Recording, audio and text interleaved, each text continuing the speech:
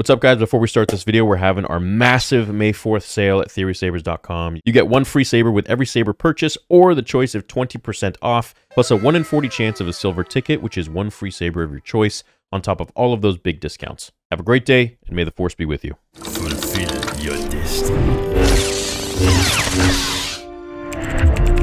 TheorySabers.com.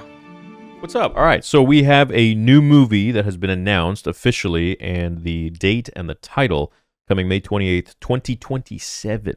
So this is 2 years from now, pretty much, just about 2 years and a month. This comes from the Shaun Levy film, who made Deadpool and Wolverine, and it's a new standalone live-action film starring Ryan Gausling. Now, I've been a Ryan Gausling fan. Since I was young, I remember watching him on Breaker High on YTV. Everyone in Canada knows exactly what I'm talking about. So it's good to see him just become so successful now that he's in Star Wars. I hope that his character is good, because I would hate to see him throw the race card at us like everyone else if we don't like... Oh, wait, no. We can't even throw the race card at him because he's white. Okay. Never mind. See how that shit just goes over my head?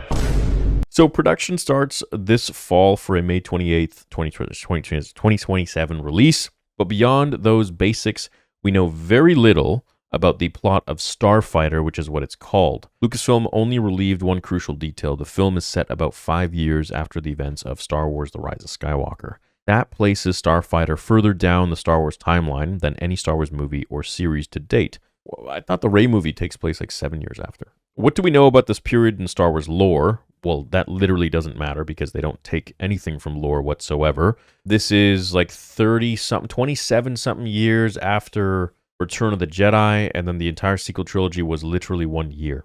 So 5 years after that would be 6 years after The Force Awakens, which would be something I think it's 34 years or something around there after Episode 6. So after Luke buries Vader, burns him, and celebrates on the Forest Moon of Endor, this is 30-something years after that. So, where would we be? I mean, Luke's dead, and if it was in lore, then the Yuuzhan Vong would be around, and they're entering the scene, and it's just not, it's going to be a totally different story, but Luke's dead, so it really doesn't matter what happened in lore. I love how they say, what do we know about this period of Star Wars lore? Not a whole lot, frankly. That said, we can certainly speculate based on how The Rise of Skywalker ends and how the pre-Disney Legends universe handled this era. Let's take a closer look at the big questions that linger after The Rise of Skywalker and how Starfighter may address them.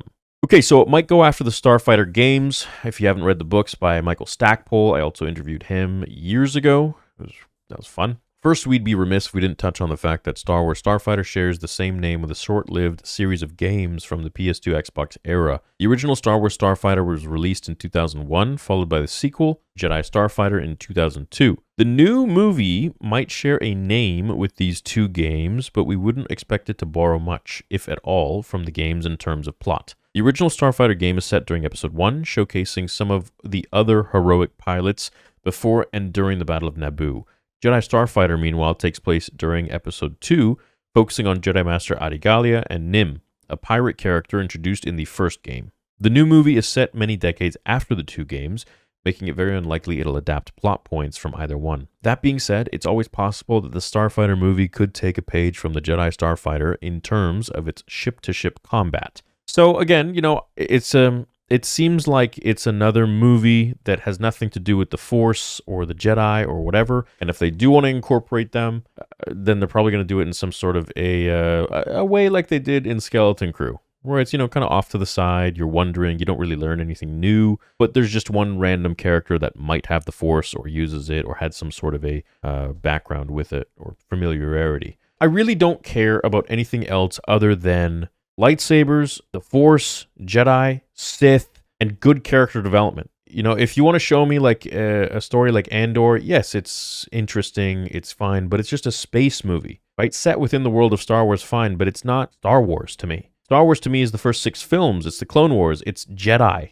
it's Sith, it's the Force. I understand world building, I understand all of that more than a lot of people, but Star Wars to me is what George Lucas created, which was focusing on the Force. And I think that to me is the most interesting aspect of Star Wars, is the Force and Jedi and space wizards with light swords. The fate of the New Republic. The rise of Skywalker may end with a final victory over Emperor Palpatine and his Sith Eternal, but the movie doesn't really give us much insight into the state of the galaxy after the Battle of Exegol. Well, that's nice. I've got a bad feeling about this. This video's wrapped, dude. It's done. It's cooked, bro. That's what I feel about Star Wars right now. Wouldn't add.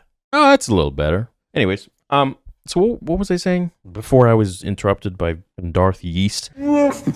Yeah, so I don't, I'm not too intrigued with like, space. If it's Star Wars, it's got to be, it's got to have the Force, Jedi, lightsabers, this and that and the other thing.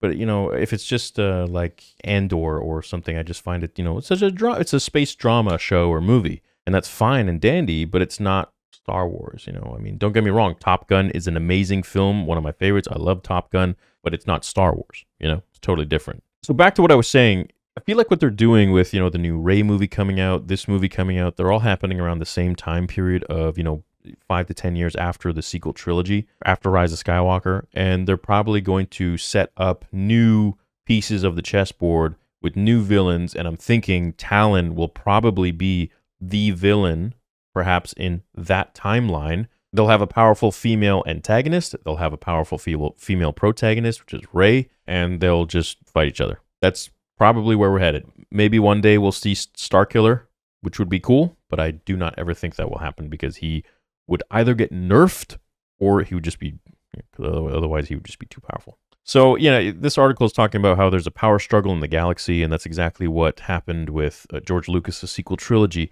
where when Palpatine died and Vader died, there was a power vacuum.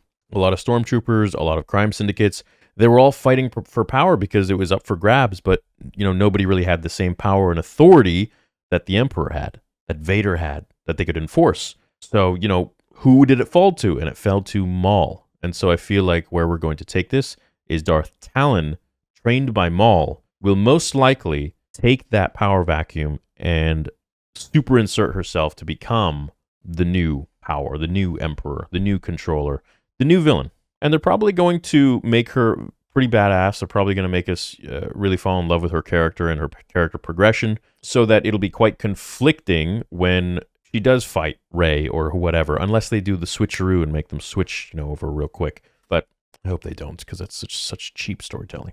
It also goes on to talk about how Starfighter could potentially be a replacement for Patty Jenkins' Rogue Squadron movie. I bet she probably feels pretty shafted, considering that she was going to they made a lot of hype around her film, which was going to be all about starfighters. And now there's a Starfighter movie with Ryan Gausling. I mean, that's shitty on her end. I feel bad for her. So let me know what you think about this Starfighter movie. Are you hyped for it? Do you just not care at all? Luke Skywalker is gone at this point, so there's no point even talking about him. But unfortunately, it all went to hell when Skywalker family curse struck. The curse of bad writing. Anyways, we'll see what it's all about in 2 years. Have a great day, guys. May the Force be with you.